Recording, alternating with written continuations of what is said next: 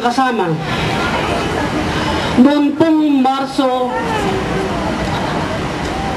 6 ng taong ito, pinirmahan ni Gloria Macapagal ang mukhang Arroyo ang Human Security Act. Mabilis pa sa alas 4, mas mabilis pa sa di makaanak na pusa ang kanyang pagpipirma sa batas na yan. Hindi man lang isinaalang-alang ang inaamag ng kahilingan ng mga manggagawa sa Pilipinas na matagal na humihiling ng pagdagdag ng sahod na 125.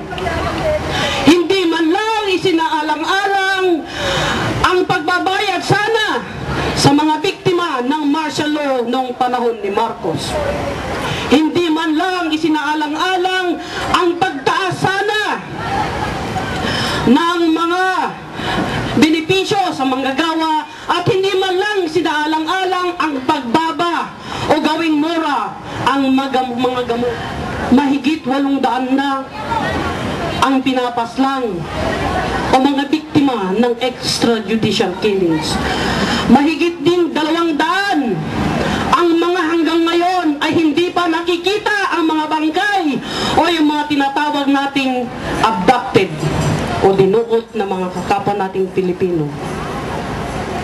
Bago pa man pinirmahan ang Human Security Act na ito, yan na po ang nangyayari. Sila po ang magtatakda kung sino ang sinasabihing terorista.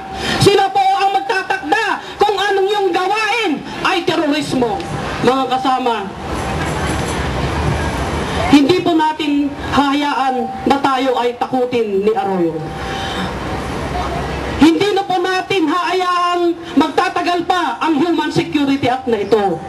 Bagkos, palakasin pa natin ang ating hanay, ipakita natin sa Malacanang na hindi natin papayagan na maghahari muli ang martial law. Hindi natin papayagan muli na basta-basta tayo dukutin. Hindi natin papayagan muli na tayo ay basta papatayin man lang ng mga sinong-sinong mga militar at pulis na yan.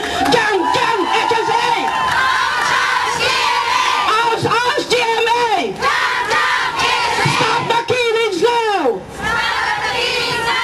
Maraming salamat.